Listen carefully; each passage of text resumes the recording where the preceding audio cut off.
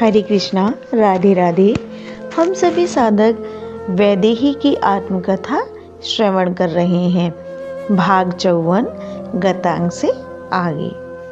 मैं वैदेही, हे राघव, 14 वर्ष के लिए आप इसी तीर्थराज प्रयाग को ही अपना स्थान नियुक्त कीजिए, क्योंकि इसकी महिमा अपार है। गंगा, यमुना और सरस्वती का संगम इसी तीर्थ में ही मिलता है। आपको एकांत चाहिए, हे राघवेंद्र। आपको एकांत में पर्णकुटी बनाकर मेरे ब्रह्मचारी शिष्य लोग दे देंगे। आपको 14 वर्ष के लिए यहीं रहिए। महर्षि भारद्वाज ने विनीत होकर ये बात कही थी। आपका स्नेह राम के शिरोधार्य है। पर हे महर्षि, प्रयाग अयोध्या के निकट है, इसलिए मैं चाहता हूँ कि कुछ दूर और। मेरे श्री राम ने महर्षि के चरणों की ओर देखते हुए अपनी बात रखी। हाँ, मैं समझ गया। हे रघुकुल नंदन, आप चित्रकूट में निवास कीजिए। ऋषि भारद्वाज ने स्थान बता दिया था। वहाँ आपकी मेरे वनवासी लोग भी सेवा करके अपने को धन्य बना लेंगे।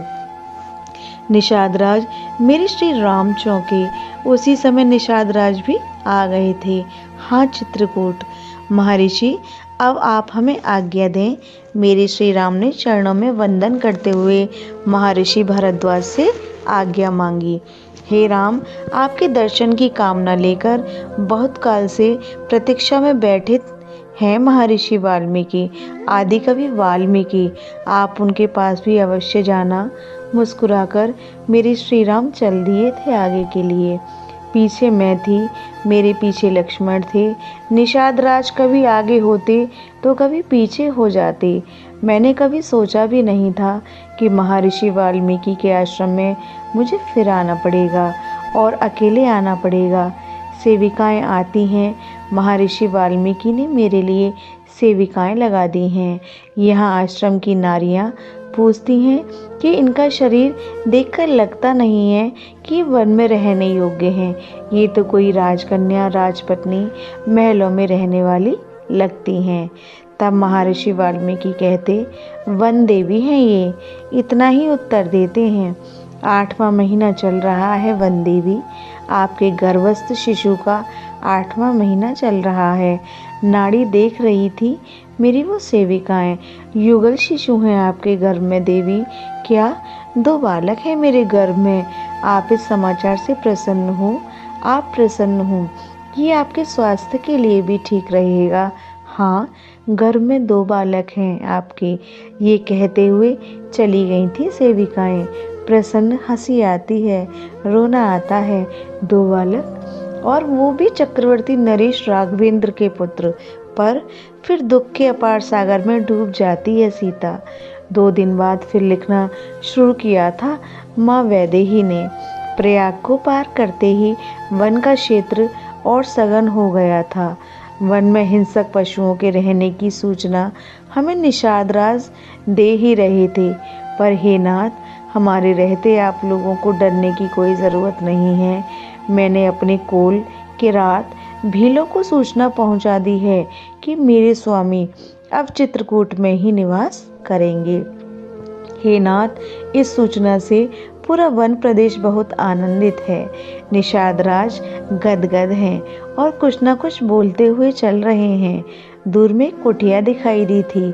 कुटिया यही तो थी, यही तो था वो आश्रम जहाँ मेरे श्री राम के चरण पड़े थे। आदि कवि वाल्मीकि। महर्षि प्रचेतस के पुत्र प्राचेतस वाल्मीकि अपनी कुटिया के आगे खड़े होकर प्रतीक्षा ही कर रहे थे। हे राम, हे राघव, हे रघुनंदन, सुध बुध भूल गए थे महर्षि और दौड़ पड़े। श्री राम ने अपने पिता के नाम के सहित अपना नाम और गोत्र उच्चारण करते हुए महर्षि वाल्मीकि के चरणों में प्रणाम किया था। उठाया श्री राम को महर्षि ने और भरे नयन दर्शन करने लगे। श्याम वर्ण, जटाएं, लंबी भुजाएं, सुगठित दिव्य देह, कंधे में धनुष और बाण, नंगे चरण। फिर ऊपर की ओर देखा, मुस्कुराता मुख चंद्र, नेत्रों से जल बहने लगे थे महर्षि के। मैं धन्य हो गया राम। इन नेत्रों की सफलता इसी में तो है कि तुम्हारी इस माधुरी मूरत को निहारूं। इस त्वचा की धन्यता इसी में तो है कि तुम्हारे इस दिव्य देह का स्पर्श करूं। आहा, मैं धन्य हो गया राम। महर्षि गदगद भाव से बोले जा रहे थे। पिता की आज्ञा पालन करने के लिए मैं वन में आया हूँ महर्षि, मेरे श्री राम ने विनम्रता पूर्वक कहा।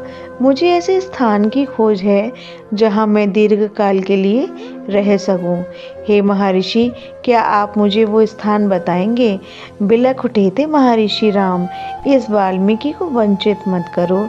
नहीं महर्षि, आपके मनोविचार में समझता हूँ, पर मेरे यहाँ रहने से कोई साधक तपस्वी उद्विग्न ना हो, क्योंकि हम तो क्षत्रिय हैं ना, रजोगुणी हैं, चंचलता हमें भरी हुई है।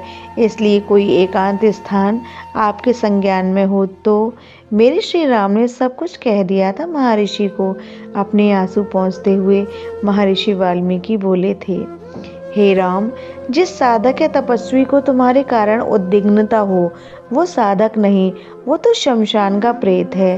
अरे मेरे प्यारे राम, जन्म जन्म के योग तप मंत्र जाप का यही फल तो है कि तुम्हारी ये सांवरी सलोनी छवि मेरे मन में बस जाए।